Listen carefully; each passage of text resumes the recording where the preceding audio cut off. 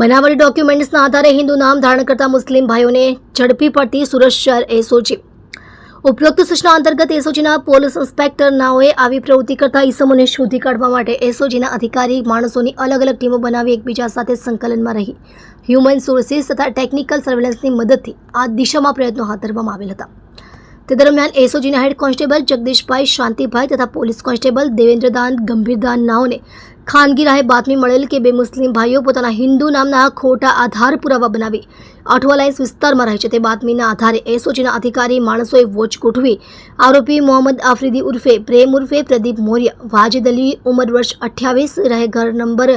303 ત્રીજો માળ શિવ હેરિટેજ ભાઈદાસ મહેતાની શેરી સગ્રામપુરા અઠવાલાઇન સુરત શહેર મૂળ રહે વોર્ડ નંબર 12 સુજાપુર બરારી સુજાપુર સેમપુર ફેક્ટરી ગામ કછુઆ પોસ્ટ સુજાપુર થાના બરારી તાલુકો જિલ્લો કટિહાર બિહારવાળાને તથા